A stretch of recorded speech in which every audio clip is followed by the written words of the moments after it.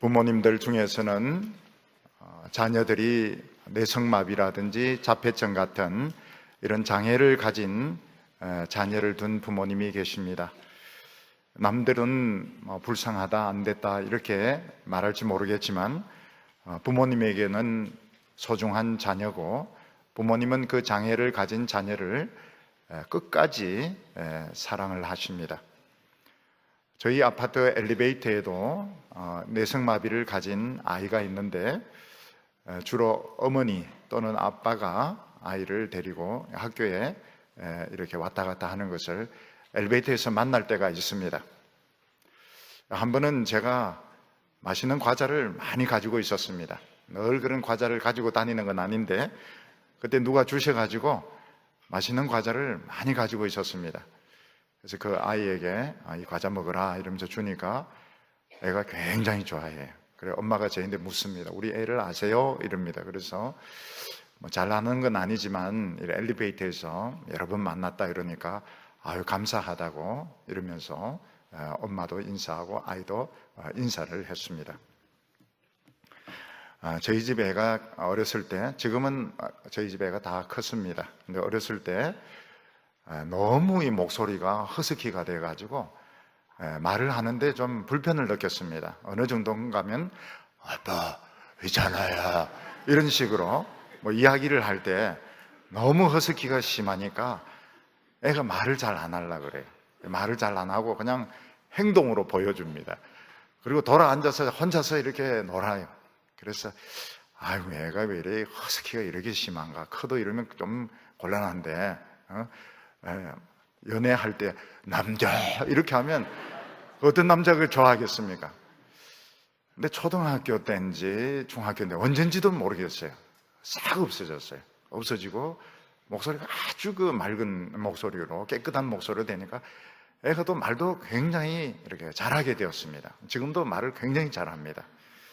부모 입장에서는 그게 얼마나 기쁜지 몰라요. 야, 너 목소리가 참 좋아졌구나.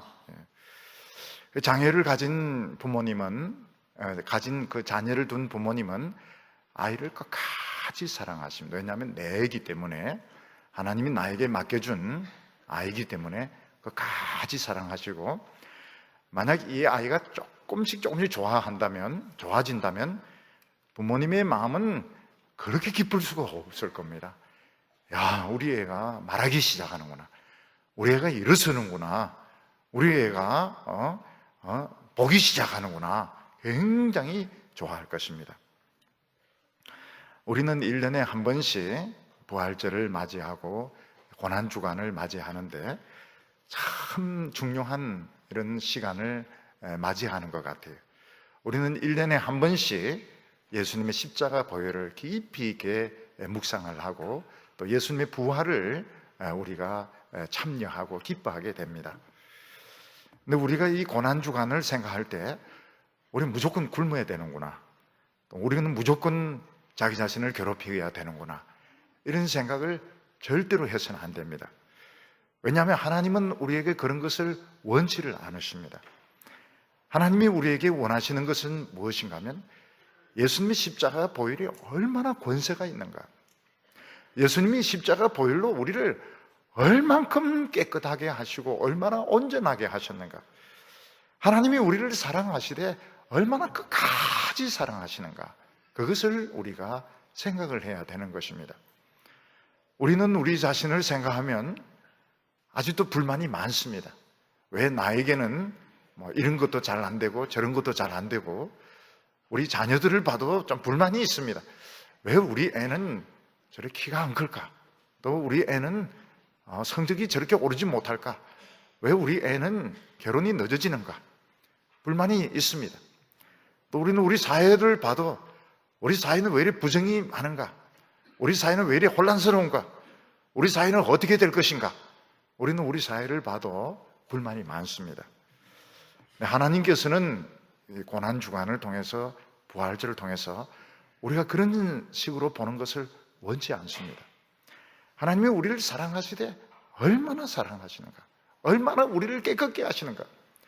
또 우리가 조금씩 변화되고 있을 때, 우리의 성품이 변화되고 있고 믿음이 변화되고 있을 때, 자녀들 안에 조금씩 변화가 일어나고 있을 때 하나님이 얼마나 기뻐하시고 얼마나 큰 소망을 가지시는가, 이것을 하나님이 우리에게 원하시는 것입니다. 그래서 올해 부활절을 맞이하고 고난주간을 맞이할 때 우리는 무조건 금식을 해야 되고, 또 부활절은 또 무조건 기뻐해야 되고, 이런 식으로 생각하지 마시고, 우리 사회는 왜 이렇게 혼란스러운가? 왜 우리 집 애는 왜 이렇게 뛰어나지 못한가? 나는 왜 이렇게 성자가 되지 못했는가? 앞으로도 성자가 못 될 겁니다. 너무 그런 식으로 생각하지 말고 우리 속에 일어나는 그 작은 변화들, 하나님이 얼마나 기뻐하시고 좋아하시고 소망을 가지시는가, 하나님이 얼마나 우리를 깨끗게 하셨는가, 하나님이 우리를 얼마나 좋아하시는가, 그렇게 생각하시길 바랍니다. 오늘 첫 번째는 예수님이 우리를 사랑하시되 끝까지 사랑하셨다, 이렇게 말씀하고 있습니다. 우리는 이 세상을 살면서 참 많은 사람을 만나서 사귀기도 하고, 어떤 때는 너무너무 좋아해가지고 정말 떨어질 수 없는, 헤어질 수 없는 그런 단짝같이 정말 친형제 이상으로 가깝게 지내는 그런 분들이 있습니다. 그렇지만 우리가 이 세상을 살면서 한평생 그렇게 살 수는 없습니다. 왜냐하면 이 세상 살다 보면 먼 데로 또 이사를 가야 될 때가 있습니다. 또 남자들은 군에 입대를 해야 될 때가 있고, 또 유학을 갈 때가 있고, 또 여성들은 결혼을 해서 타지로 떠나야 될 때도 있습니다. 또 우리가 좋아한다 이러면서도 직업이 달라지는 경우도 있고, 성격이 달라지는 경우도 있고, 상황이 달라지는 경우도 있습니다. 그래서 어떤 우정이라든지 이런 친밀한 관계가 끝까지 계속되기는 어렵습니다. 저는 그 중고등부, 교회 다닐 때 중고등부 아이들을 참 너무 좋아했습니다. 친구들 너무너무 좋아해가지고, 제가 가지고 다니던 성경책에다가 걔 사진도 붙이고 내 사진도 붙이고, 그 밑에 뭐라고 좀 우리 우정 영원히 변치 말자, 그렇게 적어 놨습니다. 너무 친구들이 좋아가지고 그 사진을 뗐습니다. 우리 사이가 별로 안 좋아져가지고 그 사진 떼버렸습니다. 그리고 나중에 관계가 점점 멀어져서 서로 교회도 옮기게 되고 또 딴 데 가서 살게 되고 생각도 달라지게 되고, 그러니까 나중에는 못 만나게 되었습니다. 또 그 중에는 벌써 이렇게 죽은 친구도 있습니다. 그래서 사람이 서로 만나서 사귈 때는 참 좋아하고 떨어질 수 없을 것 같지만, 인간의 이런 우정이나 친밀한 관계는 끝까지 지속되기는 어렵습니다. 그러나 부부 관계라든지 부모와 자녀와의 관계는 이건 뗄 수가 없습니다. 이건 한번 맺어지면 이건 이제 죽을 때까지 가야 되는 것입니다. 부부의 사랑은 이사한다고 해서 떨어질 수 없습니다. 부모가 어떻게 자식을 잊을 수 있습니까? 어떤 때는 정말 애를 먹이고 어떤 때는 참 싫을 때도 있지만, 어떻게 부모가 자식을 잊을 수 있습니까? 또 자식이 어떻게 부모를 잊을 수가 있습니까? 이거는 뗄래야 뗄 수가 없는 관계인 것입니다. 그렇지만 아무리 부부 관계라 하더라도, 부모와 자식 관계라 하더라도 영원히 지속이 될 수 없을 때가 있습니다. 예를 들어서 한 분이 병에 걸려서 중환자실에 들어가면 이미 따라 들어갈 수가 없습니다. 중환자실이라고 하는 것은 일반인이 들어갈 수 없는 데가 중환자실입니다. 그래서 한 분이 중병에 걸려서 중환자실에 가면 들어갈 수가 없습니다. 하루에 한 차례씩밖에 들어가지 못합니다. 혹시 누군가 무슨 죄를 지어서 감옥에 들어가면 같이 따라 들어갈 수가 없습니다. 이건 떨어질 수밖에 없는 것입니다. 아무리 부부나 부모와 자식의 관계라더라도 몇몇 시간 외에는 만날 수가 없습니다. 최종적으로 죽음의 순간이 찾아오면 아무리 사랑한다 하더라도 같이 관속에 들어갈 수 없습니다. 결국은 묻고 결국은 헤어질 수밖에 없는 것이 인간의 사랑이고 인간의 이런 관계인 것입니다. 그런데 오늘 이 성경 말씀을 보면 예수님이 세상을 떠나야 될 때가 다 되었다는 것을 아셨습니다. 여러분, 세상을 떠난다는 것이 뭡니까? 돌아가시는 것입니다. 예수님은 지금 중환자실에 들어가는 것도 아니고 감옥에 들어갔다 나오는 것도 아니고 예수님은 지금 돌아가셔야 됩니다. 이 세상을 영원히 떠나야 됩니다. 그런 줄 아시면서도 예수님은 이 세상에 있는 자기 사람들을 사랑하시되 끝까지 사랑하셨다고 말씀하고 있습니다. 예수님 돌아가셔야 되는데, 예수님 영원히 떠나셔야 되는데 어떻게 끝까지 사랑하실 수 있을까요? 이게 예수님의 사랑인 것입니다. 예수님은 이 세상에 계시면서 이미 엄청난 일을 하셨습니다. 예수님은 이 세상에 계시면서 어느 누구도 전할 수 없는 그 생생한 천국의 그 복음, 또 수많은 가르침들, 비유의 말씀들 많이 가르치셨습니다. 예수님은 이 세상에 계시면서 많은 병자를 고치셨습니다. 맹인들의 눈을 뜨게 하시고 장애인들을 일어서게 하시고 벙어리로 하여금 말하게 하시고 귀신 들린 사람들의 정신을 온전케 하셨습니다. 예수님은 방탕하게 사는 사람들을 많이 돌아오게 하시고 정신적으로 방황하는 사람들 자기 자신의 소중함을 깨닫도록 하셨습니다. 예수님이 이 정도로 많은 것을 가르치시고 이 정도로 많은 사람들 고치셨으면 그냥 떠나셔도 충분합니다. 떠나셔도 부족한 거 아무것도 없습니다.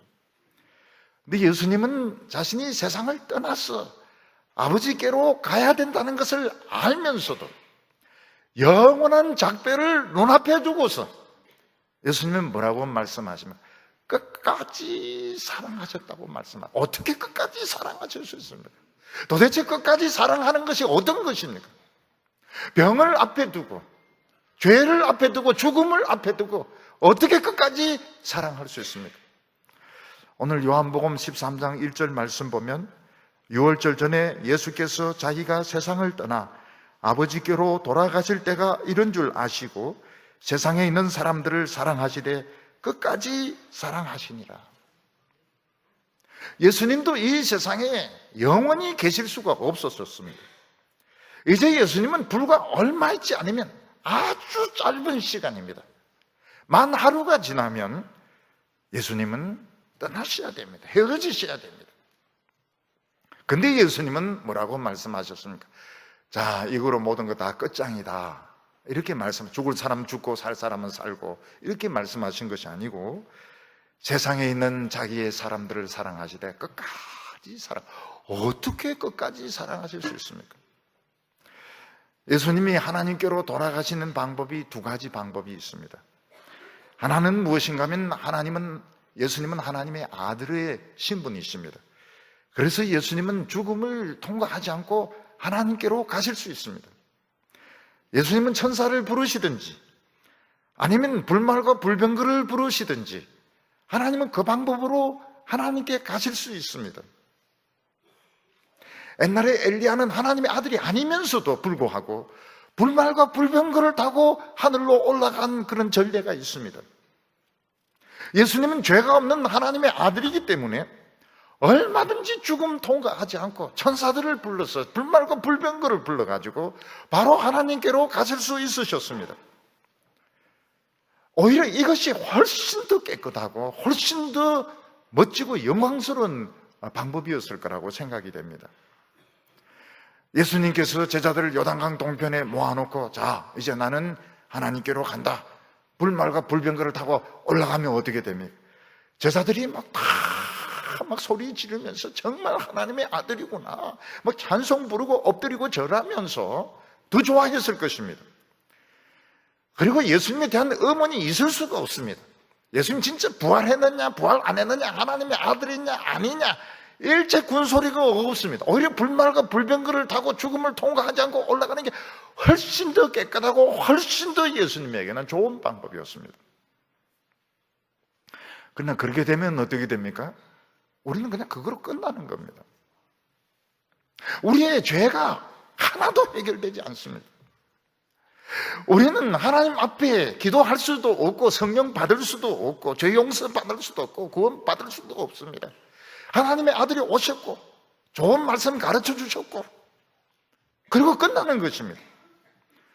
물론 예수님의 제자들이 예수님의 가르침을 모아서 위대한 종교로, 위대한 철학으로, 위대한 학문으로 발전시킬 수 있습니다. 어쩌면 세상 인구의 3분의 1이 예수님의 그 가르침을 받아들일 줄 모릅니다. 그러나 절대로 죄 용서 받을 수가 없습니다. 아무리 예수님의 가르침을 집대성해서 종교로 만들고 철학을 만들고 그걸 가지고 우리가 감동을 받고 감화를 받고 이래도 절대로 우리는 죄 용서 받을 수가 없습니다. 그래서 사람들은 한 사람 한 사람들 죄에 빠지고 한 사람 한 사람 부패해가지고 결국 전부 다 영원한 지옥의 멸망에 갈 수밖에 없습니다. 그래도 원망할 사람 아무도 없어요. 왜냐하면 오신 자체가 너무 대단하고 그분의 가르침과 그분의 사랑이 너무 컸기 때문에 안 죽으셔도 원망하거나 불평할 사람은 아무도 없습니다.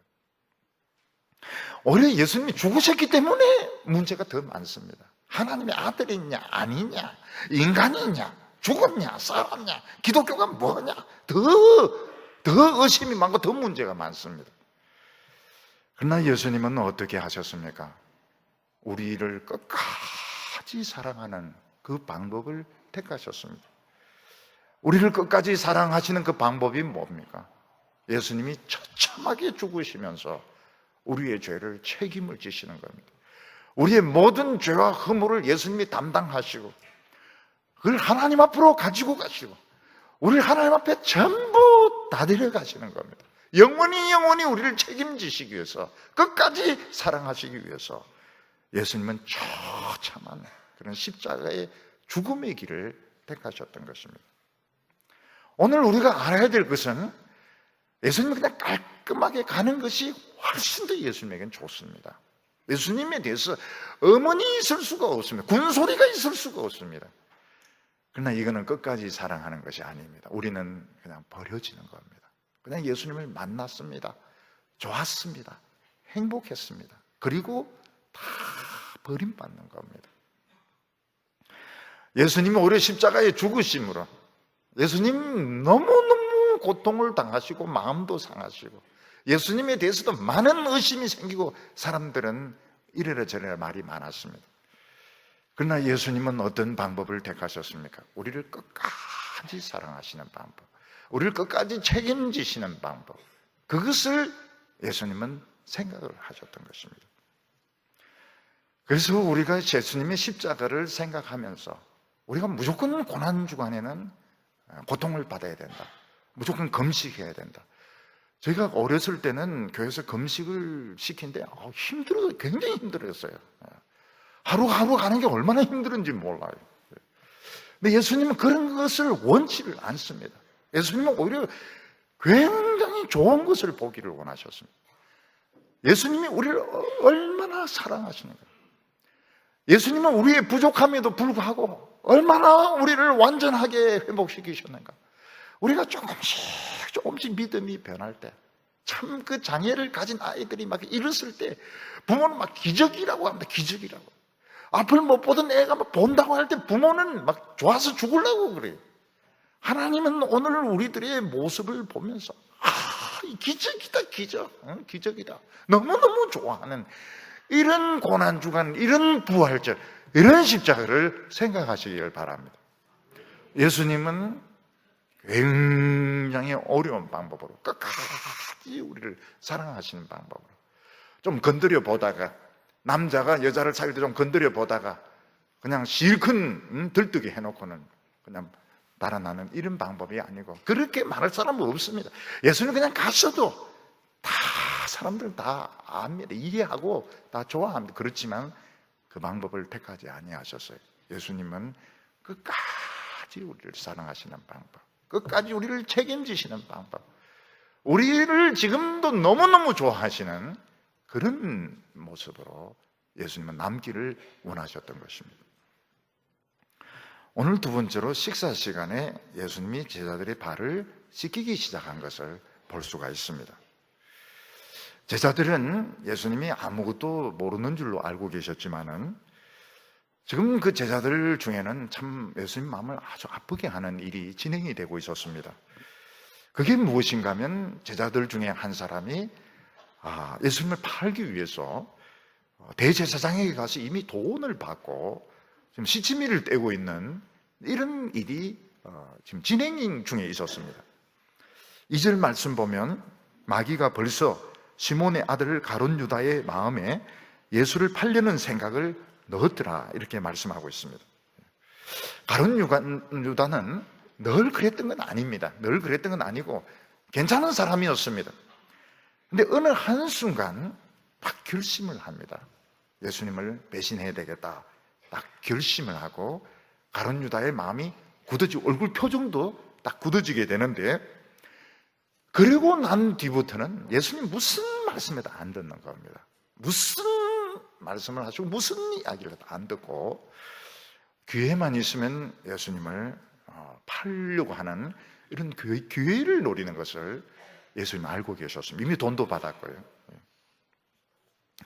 이거는 참 예수님의 마음에 참 아픔을 주는 일이었습니다. 그리고 자칫 잘못하면 다른 제자들도 다 붙들려서 죽을 수도 있는 굉장히 위험한 그런 상황이었습니다. 그때 예수님은 결심을 하셨습니다. 예수님이 결심한 것은 이번에 새로 결심한 것이 아니고 전에도 결심했고 늘 결심했던 것을 예수님 다시 확인을 하신 것입니다. 그게 무엇인가 하면 제자들을 끝까지 사랑하시고 그 많은 결점에도 불구하고 때로는 실망스러운 점이 있음에도 불구하고 제자들을 끝까지 사랑하시고 가룟 유다도 끝까지 사랑하시고 온 세상 사람들도 끝까지 사랑하시기로 예수님이 결심을 하신 것입니다. 예수님께서는 그 사랑의 결심을 제자들이 지금은 모르지만 언젠가는 예수님이 죽으시고 부활하신 뒤에 성령이 오셨을 때는 알기를 원하셨습니다. 그래서 예수님께서는 예수님의 그 결심, 내가 너를 끝까지 사랑한다, 가룟 유다 너도 사랑한다, 온 세상을 끝까지 사랑한다, 그 결심을 식사 중에 제자들의 발을 씻겨주시는 것을 통해서 예수님께서 보여주셨습니다. 이 유대인들은 우리와 달라서 뭐가 없습니까? 양말이 없습니다. 지금은 모르겠지만 옛날에도 유대인들은 더운 데라서 양말이 없습니다. 그래서 옛날 조선시대의 사람들과 이스라엘 사람들은 뭐가 다르다 이러면 보선이 없다 이렇게 말해야 됩니다. 그리고 이 사람들의 신발은 구두가 아닙니다. 샌들입니다. 샌들. 그래서 양말도 없이 샌들을 신고 그 더운 비포장 그 도로를 하루 종일 다니면 어떻게 됩니까? 때가 끼고 땀이 나지 않습니까? 때가 끼고 먼지가 묻고 얼룩이 생겨서 발이 굉장히 더러워지게 됩니다. 예수님의 제자들은 하루 종일 더운 데 다니면서 아주 그 더러운 발을 가진 채로 유월절 식사를 하고 있었습니다. 왜 제자들은 발을 안 씻고 식사를 하고 있었을까요? 아마 또 딴 데로 옮긴다고 생각을 해서 그런 것 같기도 합니다. 근데 한번 생각해 보시기 바랍니다. 발이 이래 더운데 식사를 하면 우리 같이 이렇게 앉아서 하는 것이 아니고 유대인들은 이렇게 기대가지고 누워서 이렇게 식사를 하는데 발이 들어오면 이제 발을 자꾸 옷 안으로 집어넣습니다. 자연스럽게도 유대인들은 이 옷이 이렇게 길기 때문에 발을 이제 집어넣는데 그래도 부끄럽죠. 먹다 보면 이제 발이 나오면 부끄럽습니다. 그때 예수님이 결심을 하셨습니다. 무슨 결심을 하셨습니까? 제자들을 사랑하시되 끝까지 사랑하시기로. 그것을 예수님은 보여주기를 원하셨습니다. 그래서 예수님께서는 이걸 벌떡 일어나셔가지고 어떤 행동을 하기 시작하셨습니다. 3절에 보면 저녁 먹는 중에 예수는 아버지께서 모든 것을 자기 손에 이미 맡기신 것과 또 자기가 하나님께로부터 오셨다가 하나님께로 돌아가실 것을 아시고, 하나님께서는 인간이 영원히 살고 죽는 문제들, 지옥 가고 천국 가는 문제들, 또 이 세상에서 살고 죽는 모든 인간의 그 살고 죽는 문제를 예수님 손에 맡기셨습니다. 예수님께서 포기하면 다 죽는 것입니다. 예수님께서 원치 않으면 한 명도 천국에 갈 수가 없습니다. 그래도 어느 누구도 원망하거나 불평할 수, 그게 우리 인간의 운명이니까요. 우리 인간이 저질러 놓은 것에 대한 결과니까 어느 누구도 원망할 수가 없습니다. 그런데 예수님께서는 이 모든 인간의 그 죄를 책임지시기로, 모든 믿는 자들을 구원하시기로 예수님은 결심을 하셨습니다. 그래서 식사 중에 예수님이 벌떡 일어나셔서 겉옷을 벗으시고 허리에 수건을 동이신 뒤에 대야에 물을 떠가지고 오셔서 제자들의 발을 일일이 아무 설명 없이 이렇게 씻겨주시기 시작했습니다. 예수님 너무 돌발적으로 이런 일을 하시니까 제자들은 뭐라고 말릴 수가 없었습니다. 뭐라고 말을 할 수가 없었습니다.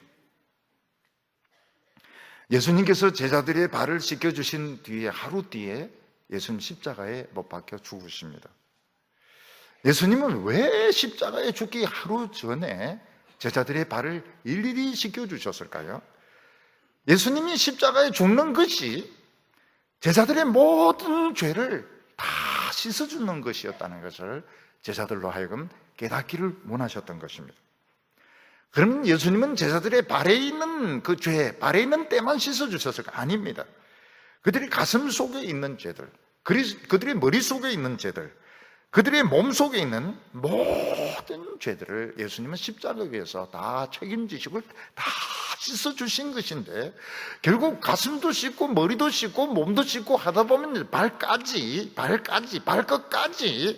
예수님은 우리의 모든 허물을 다 씻어주셨다. 마지막 발을 그걸 보여주신 것입니다.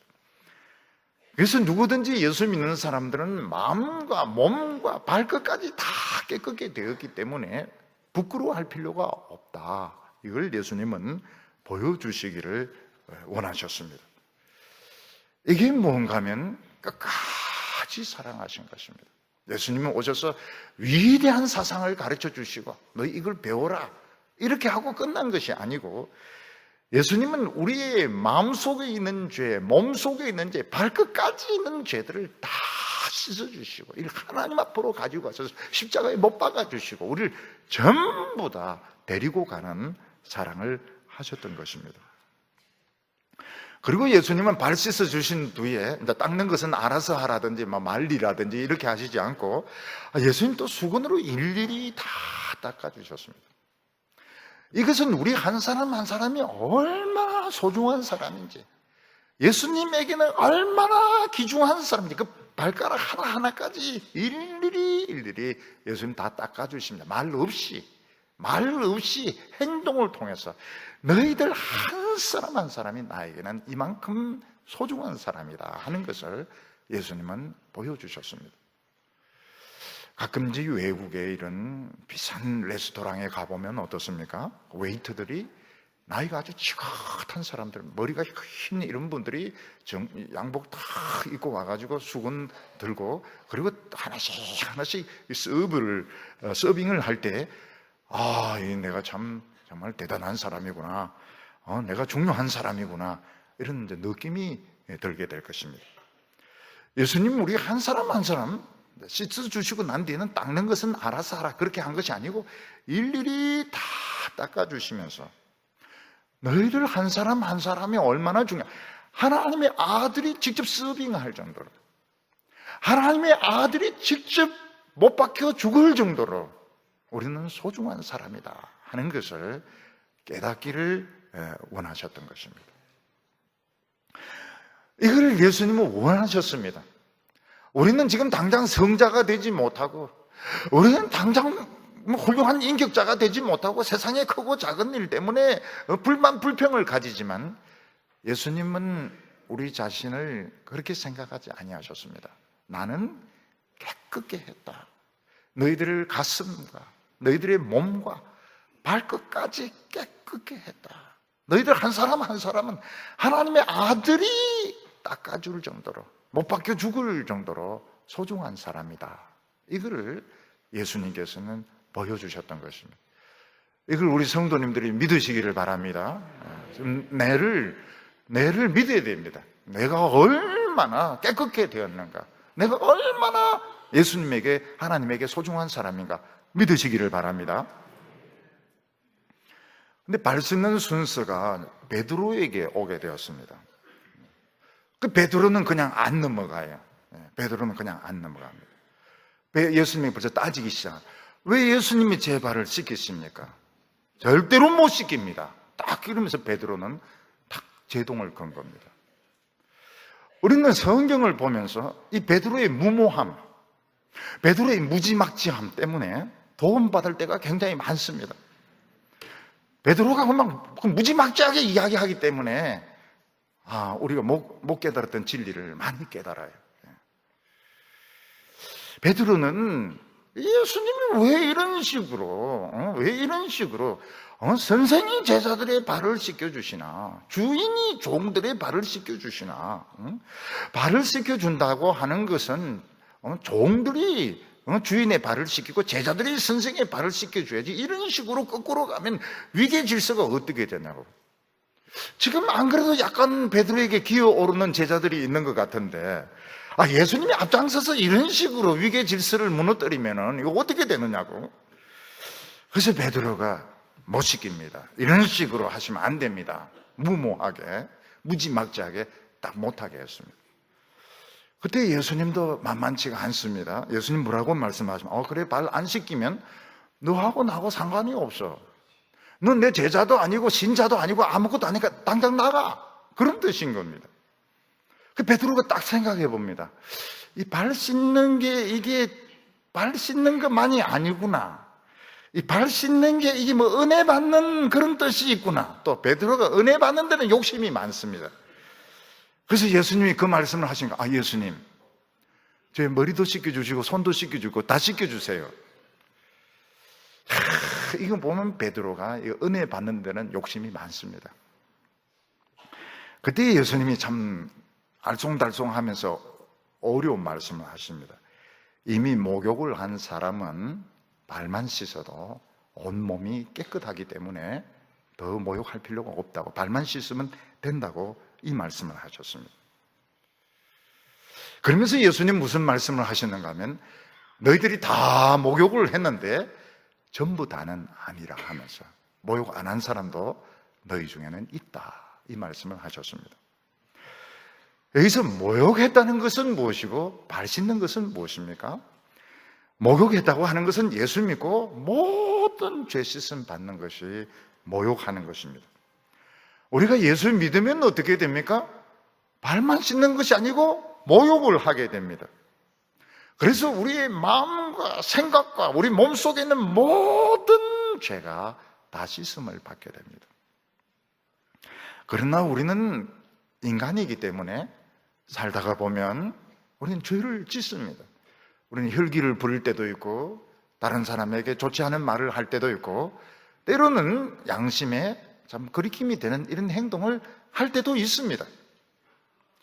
그때 우리는 발만 더러워지는 것입니다. 우리 예수 믿는 사람은 온몸이 더러워지는 것이 아니고 발만 더러워지는 것입니다. 그 발만 씻으면 되는 겁니다. 또 목욕을 하고 또 목욕을 하고 그럴 필요가 없다고 말씀하셨습니다. 가끔 보면 이런 수련회라든지 또 어떤 전도 집회라든지 이런 데 가보면 우리 장로교는 그렇게 잘 하지 않습니다. 그런데 다른 교단에서는 예수를 믿기로 영접하신 분은 앞으로 나오라고 합니다. 초청을 합니다. 근데 분명히 지난번에 나왔던 사람이 또 나와요.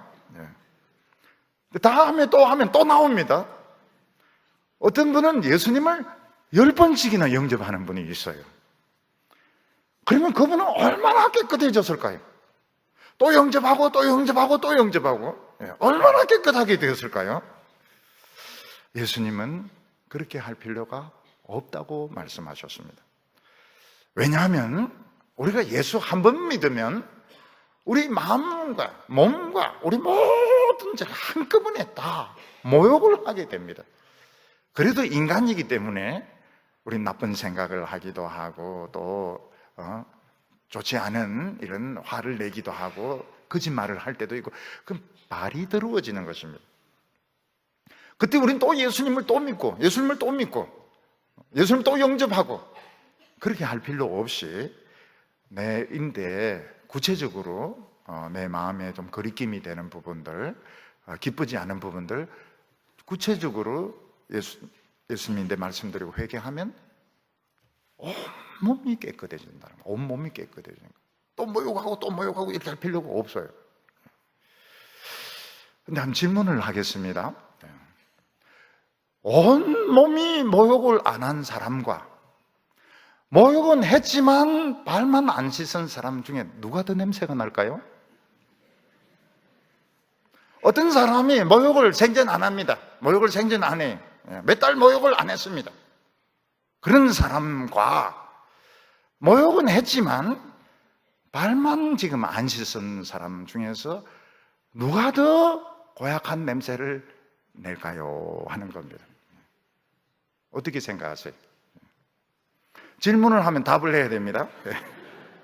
모욕을 안 한 사람일까요? 발만 안 씻은 사람일까요? 원칙적으로는 모욕 안 한 사람이 냄새가 더 나야 정상입니다. 근데 현실적으로는 발 안 씻은 사람이 더 꼬린내가 나요. 왜 그럴까요? 전신에 목욕 안 한 사람은 향수를 뿌렸기 때문에, 특수 향수를 뿌렸기 때문에 냄새가 나는 줄 모르는 겁니다. 냄새를 나는 줄 몰라요. 오늘 우리 사회 문제가 이 문제입니다. 오늘 우리 사회의 이 문제가 뭔가 하면 우리 크리스찬들 많은 분들이 예수 믿고 모욕을 했어요. 모욕을 했어요. 정말 예수 믿었어요. 발을 안 씻는 거예요. 발을 안 씻어요. 발에서 냄새가 엄청납니다. 오징어 냄새가 나요. 그러니까 세상 사람들은 세상 사람들은 냄새가 안 나요. 향수를 뿌리기 때문에. 그래서 요즘 그 예수 믿는 사람들이 이 기독교 자체가 문제가 있다. 예수 믿는 사람들, 때로는 목회자들을 보면서 예수 믿는 사람들에게 그렇게 냄새가 나는 기독교 가르침 자체가 문제가 있다. 교회가 문제가 있다. 세상이 교회를 걱정한다. 이렇게 이야기합니다. 실제로는 우리가 걱정을 해야 되는데 향수 뿌려놓고 말이죠. 향수 뿌려놓고 냄새가 안 나는 거예요. 예수 믿는 사람들은 발을 안 씻어요. 물론 교회 안에도 모욕 안 한 사람이 있을 수 있습니다. 그렇지만 예수님은 뭐라고 하면 난 사랑한다. 난 사랑. 예수님이 가룟 유다를 끝까지 사랑하셨습니다. 그래서 가룟 유다가 딴 제자를 못 팔아먹은 겁니다. 미안해가지고. 그리고 나중에 어떻게 됩니까? 자살을 해버립니다. 너무 미안하고 너무 죄송해가지고 사랑하고. 예수님이 너무 사랑하시기 때문에 자기가 양심이 갖추게 돼가지고 예수님이 가룟 유다를 막 공격을 하고 이렇게 하면 딴 제자들도 위험했을 겁니다. 여러분, 오늘 이 모욕하고 발 씻는 문제가 오늘 우리들의 문제입니다. 기독교인들은 왜 발을 안 씻어요? 발만 씻으면 깨끗해, 반질반질하게 되는데, 전신이 맨들맨들하게 되는데 발을 안 씻는 거예요. 세상은 어떻습니까? 세상은 또 발만 씻어요. 온몸은 그냥 모욕 안 하고 향수 뿌리고 말이죠. 그래서 기독교 자체가 틀렸다. 구원론이 틀렸다. 성경이 잘못됐다 이러는데 모든 결론은 발 안 씻는 데 있습니다. 오늘 우리 성도님들 너무 우리 자신에 대해서 심각하게 생각하고 늘 심각하게 생각하고 늘 성자가 되려고 하고 늘 막 자기 자신을 막 괴롭히려고 하는데 예수님 그렇게 안 해도 된다는 거예요. 그렇게 안 해도. 이미 모욕한 사람은 발만 오늘 예배에 은혜 받으세요. 오늘 발 씻으십시오. 발 씻으면 전신이 어느 누구에게도 부끄럽지 않습니다. 어느 누구도 모욕해라 이런 소리 안 해요. 자신들이 목욕을 해야 되는데. 그래서 예수님께서 보여주신 것이 발을 씻어주신 것은 발까지 씻어주셨다 이런 뜻입니다. 예수님이 십자가 보혈로 우리의 양심도 씻어주시고 생각도 씻어주시고 온몸도 씻어주시고 발끝까지 다 씻어주셨기 때문에 우리는 부끄러워할 필요가 없는 겁니다. 우리 성도님들 부끄럽지 않아요. 아무도 부끄러워하지 마세요. 우리 부끄럽지 않아요. 우리 당당해. 예수님이 다 씻어주셨어요. 끝까지 사랑을 해주셨습니다. 그래서 내 믿음을 의심하지 마시기 바랍니다. 한번 따라, 내 믿음을 의심하지 말자. 하나님의 사랑을 의심하지 말자. 이 따라하는 것은 김덕신 목사님 전공인데, 오늘은 아무래도 전공을 빌려와야 될 것 같아요. 내 믿음을 의심하지 마세요. 여러 가지 결점에도 불구하고, 여러 가지 부족함에도 불구하고, 여러 가지 헌신하지 못했음에도 불구하고 내 믿음 의심하지 말고 하나님의 사랑 의심하지 마세요. 이걸 예수님이 원하셨습니다. 예수님이 원하셨고, 하나님은 우리 부끄럽지 않아요. 우리 아무것도 부끄러울 거 없어요. 오늘 마지막 세 번째로 예수님은 서로의 발도 씻어주라 이렇게 말씀하셨습니다. 예수님은 제자들의 발을 다 씻겨주신 뒤에 옷을 입으시고 제자들에게 무슨 말씀하셨는가 하면, 너희들도 서로 발을 씻어주는 것이 옳다고 말씀하셨습니다. 14절 말씀 보면, 내가 주와 또는 선생이 되어 너희 발을 씻겼으니 너희도 서로 발을 씻기는 것이 옳으니라. 세상에서 누가 누구의 발을 씻겨줍니까? 어른이 아이들의 발을 씻겨줍니다. 엄마가 아이들이 밖에서 흙탕물에 뛰놀고 오다가 또는 시궁창에 빠져가지고 오면 엄마가 발을 씻겨줘요. 왜냐하면 애는 발을 못 씻거든요. 또 병원에 가보면 간병인이 환자가 중환자일 때 또는 노인일 때 발만이 아닙니다. 발만이 아니고 전신을 씻겨주고 모욕을 씻겨주기도 하고 머리를 감아주기도 하고, 왜냐하면 본인이 못하기 때문에요. 여기서 예수님께서는 뭐라고 하면, 너희도 서로 그렇게 해주라고. 너희들도 이 세상 사람들 발도 씻겨주고 머리도 감겨주고 몸도 씻겨주라고 말씀하셨습니다. 왜냐하면 이 세상은 너무 어리기 때문에, 자기 발을 씻을 수가 없어요. 흙탕물에 빠졌지만, 시궁창에 빠졌지만 너무 어리기 때문에 얘는 씻을 수가 없습니다. 또 너무 병이 깊어가지고 목욕할 수가 없습니다. 그래서 간병인이 목욕을 시켜주는 것, 머리를 감겨드리는 것입니다. 발까지 씻어주는 것입니다. 그러면 오늘 우리 사회를 보면 너무 혼란스럽고 너무 부정이 많고 불의가 많아서 비난을 많이 합니다. 그게 무엇을 의미합니까? 너무 어려운 거예요. 너무 어려운 거예요. 우리나라 너무 어려가지고 자기 발을 씻을 수가 없는 겁니다. 병이 깊어가지고 스스로 모욕을 못하는 거예요. 그래서 서로 막 욕을 합니다. 욕을 하고 감옥에 집어넣고 비판을 하고. 예수님은 우리에게 뭐라고 말씀하십니까? 나는 너희들을 이 세상에 기자로 보내지 않았다는 겁니다. 나는 너희들을 이 세상에 교수로 보내지 않았다는 것입니다. 예수님은 제자들의 발을 다 씻겨주신, 나는 너희들을 어른으로 보냈다는 거예요. 이 나라의 어른으로 보냈고 이 나라의 간병인으로 보냈기 때문에 너희들 이 세상 스스로는 발 못 씻는다는 겁니다. 스스로는 모욕을 못 한다는 겁니다.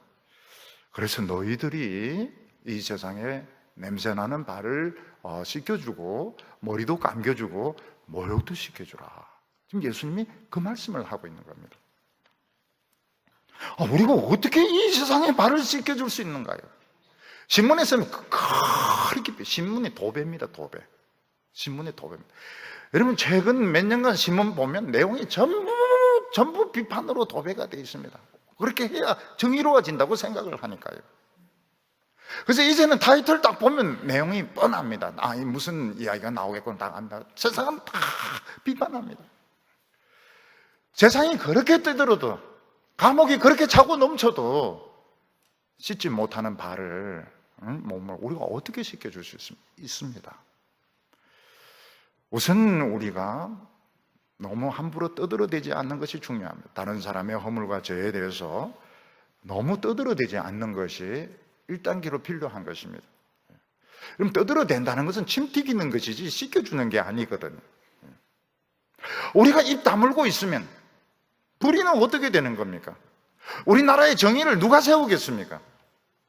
하나님이 세웁니다.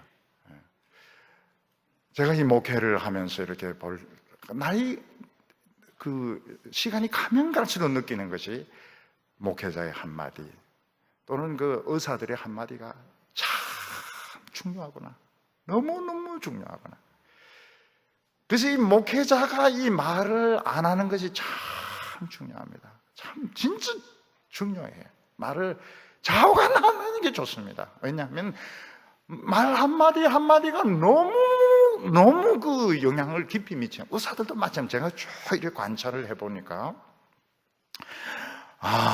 결국 그 의사가 한 그 한 말이 사람을 죽음에 가기도 하고 어떤 때는 너무 고통을 주기도 하고 쭉 경험을 해보니까 참 이 목사와 의사는 말 한마디를 할 때 참 신중해야 되고 말 안 하는 게 웬만하면 말 안 하는 게 좋겠구나. 그걸 절실히 느낍니다. 절실히. 여러분, 우리 예수 믿는 사람이 말 한마디라고 하는 것은 참 중요합니다. 세상은 불의가 판칠까 봐 두려워서 계속 불안하니까 더 떠드는 거예요. 하나님의 백성들은 방법을 압니다. 방법을 아는 사람은 떠들 필요가 없어요. 그리고 우리가 본 불의들 이런 것들을 하나님에게 가지고 가서 뭐라고 기도해야 됩니까? 용서해 달라고. 저 사람을 용서해 주시고 우리의 불의를 용서해 달라고. 여러분, 이 세상에서 어떤 사람을 처벌하는 것은 쉽습니다. 그런데 깨닫게 할 수만 있다면 대성공입니다. 하나님께서도 우리가 조금 변화되면 그렇게 기뻐하십니다. 왜냐하면 우리는 원래 하나님 앞에 중죄인이고 중장애를 가졌던 사람이기 때문에 참 조금 정말 예배를 진심으로 드리고 조금 신앙생활을 하려고 애를 쓰고 믿음으로 살려고 애를 쓰면 하나님 굉장히 기뻐하세요. 만약 조금이라도 깨달을 수만 있다면 정의가 오고 있는 겁니다. 정의가 오고 있는 거기 때문에 우리 하나님의 백성들의 그 접근 방법은 다릅니다. 하나님의 백성의 접근 방법은 너무 입으로 떠들지 않는 게 중요해요. 그리고 기도를 해요. 저 사람을 용서해요. 예수님이 십자가 위에서 뭐라고 말씀하십니까? 그 밑에서 그렇게 욕하고 조롱하는 저들의 죄를 용서해 달라고 기도합니다. 이게 예수님의 정의였던 것입니다. 그리고 예수님이 어떻게 이 세상을 깨끗하게 하시는지 방법을 가르쳐 주셨습니다. 끝에 20절에 13장 20절에 보면 내가 진실로 진실로 너희에게 이르노니 내가 보낸 자를 영접하는 자는 나를 영접하는 것이요 나를 영접하는 자는 나를 보내신 이를 영접하는 것이니라. 결국 이 세상이 깨끗하게 되고 개인이 깨끗하게 되는 것은 예수님이 오셔야 되고 하나님이 오셔야 됩니다. 어떻게 예수님이 오십니까? 예수님 오세요 안 오십니다. 하나님 임하시옵소서 안 임하십니다. 성령으로 기름 부어 주시옵소서. 기름 부어 준다는 걸 어떻게 보장을 할 수 있습니까? 예수님이 보낸 그 사람을 영접하면 예수님이 오십니다. 예수님이 오시면 하나님은 저절로 오십니다. 치료가 돼요. 정의가 세워지게 됩니다. 모든 불의가 깨끗하게 이 방법을 가르쳐 주셨습니다. 예수님이 보낸 사람은 어떤 사람입니까? 간병인입니다. 간병인으로 보내주셨어요. 어른으로 보내주셨습니다. 사람들은 발 안 씻어. 내가 뭐 잘못했다고 그래. 그런데도 묵묵하게 와서 냄새 나는 발을 씻어줍니다. 어떤 사람은 발을 가지고 그 사람은 얼굴을 차는 사람이 있어요. 어떤 사람은 막 등을 밟는 사람도 있습니다. 그럼 예수님 안 오세요. 예수님 안 오시고 하나님도 안 오시고 정이고 뭐고 일체에 오지 않습니다.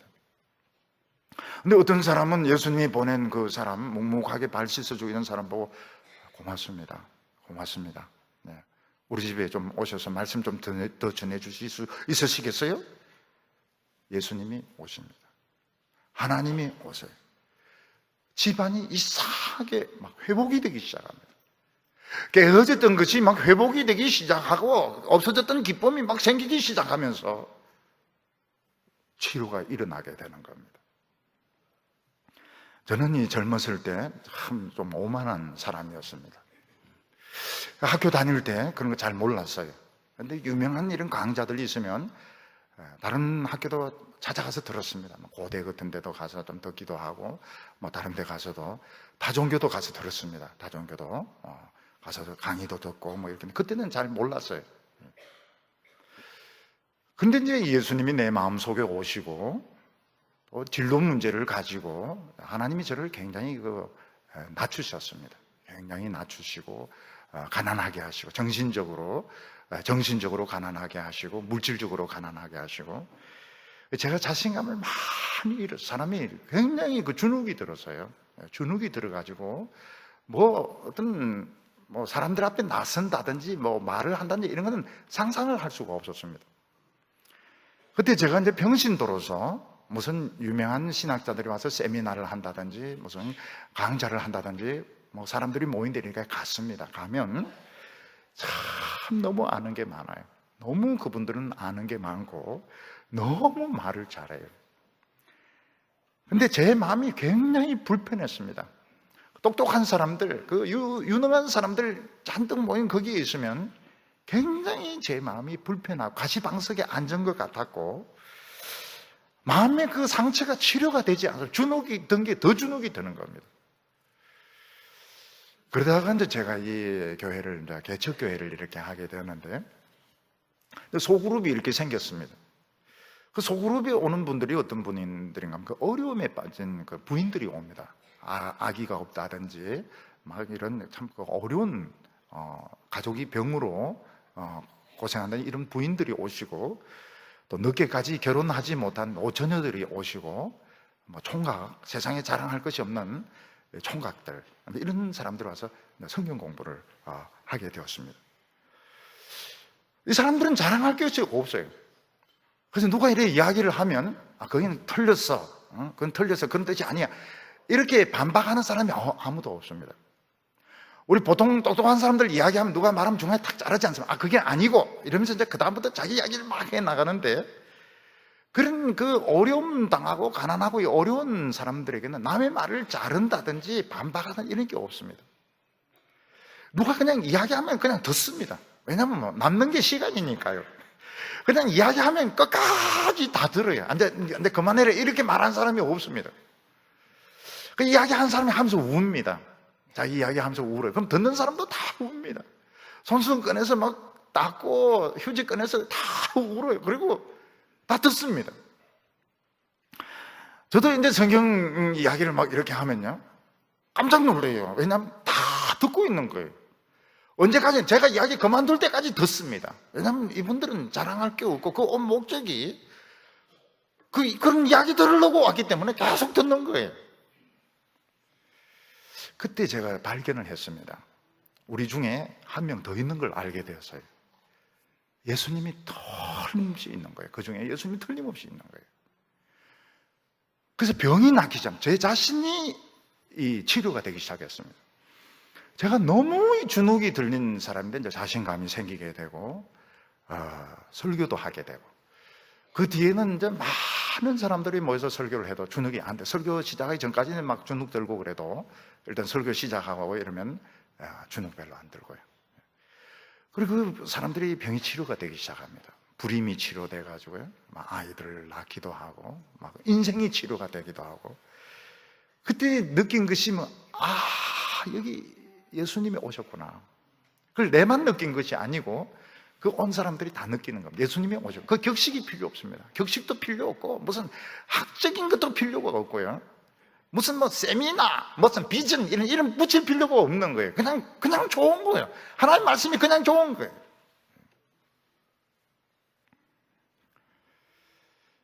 제 인생을 고친 곳은 신학교가 아닙니다. 무슨 대학원이 아니에요. 그분들이 저를 고친 겁니다. 그분들, 겸손하고 가난한 그분들이 저를 고쳐주셨어요.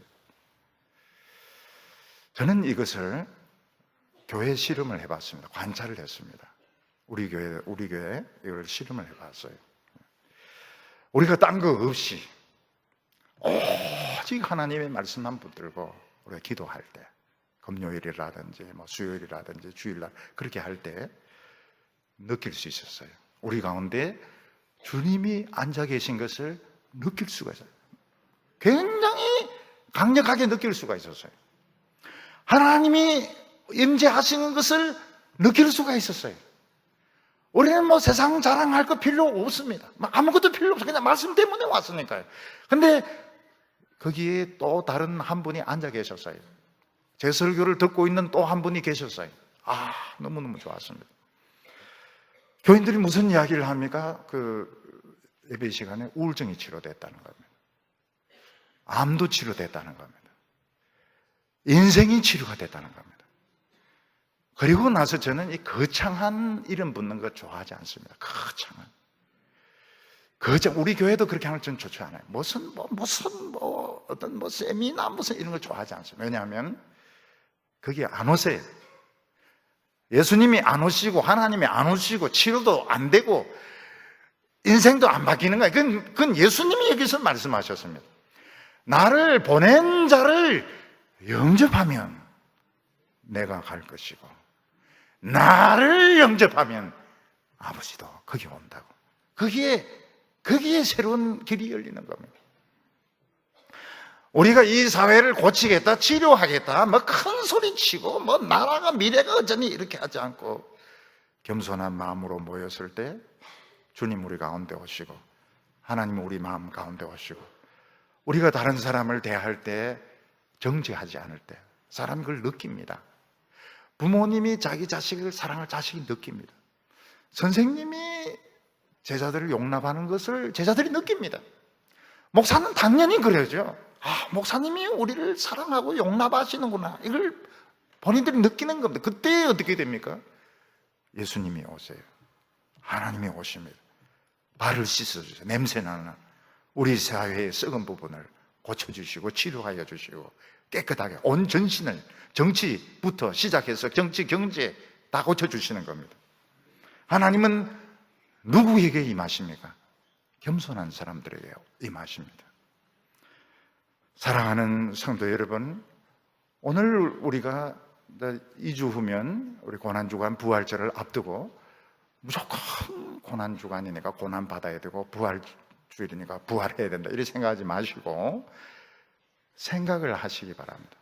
예수님이 얼마나 나를 깨끗게 하셨는가, 내 가슴과 내 머리와 내 몸과 내 발끝까지 얼마나 깨끗게 해주셨는가, 나는 예수님에게 얼마나 소중한 사람인가. 그럼에도 불구하고 부족한 것이 많습니다. 인간적으로 보기에는 부족한 게 많습니다. 나도 불만이 많아. 그럼에도 불구하고 예수님은 얼마나 나를 대단하게 보시는가. 우리 지금 변하고 있습니다. 조금 변하고 있습니다. 얼마나 하나님이 기대를 가지고 소망을 가지시는지 생각을 하시기 바랍니다. 여러분, 이번 고난주간과 부활주간에는 자신의 믿음을 의심하지 마시기 바랍니다. 발만 내어드리면 됩니다. 발만 씻으면 됩니다. 발만 씻으면 온몸이 깨끗해질 수 있습니다. 우리 사회에 치료될 수 있습니다. 우리 사회를 치료하는 사람은 학자가 아닙니다. 정치인들이 아닙니다. 예수님이 보낸 사람입니다. 발 씻겨줄 사람, 간병인들, 어른들이 이 세상, 우리 사회는 희망이 있습니다. 사랑하는 성도 여러분, 오늘 예배 드리면서 자신감을 가지시기 바랍니다. 자기 자신에 대해서 자신감을 가지시고 나는 온몸이 깨끗해지기 때문에 부끄러울 것이 없다, 그렇게 믿으시고 깨끗하게 돌아가시는 우리 성도들 되시기를 바랍니다. 기도드리겠습니다. 거룩하신 하나님 아버지, 예수님을 보내어 주셔서 감사합니다. 예수님이 우리를 끝까지 사랑해 주셔서 감사합니다. 우리는 불만이 많습니다. 우리 자신에 대해서도 불만이 많고 자녀들에 대해서도 불만이 많고 이 사회에 대해서도 걱정하는 것이 많습니다. 그럼에도 불구하고 하나님 우리 사랑하시는 줄 믿습니다. 오늘 저희들 자신감 가지게 하여 주시고 부끄럽지 않게 하여 주시고 당당한 모습으로 다 돌아가게 하여 주시옵소서. 예수님의 이름으로 기도하옵나이다.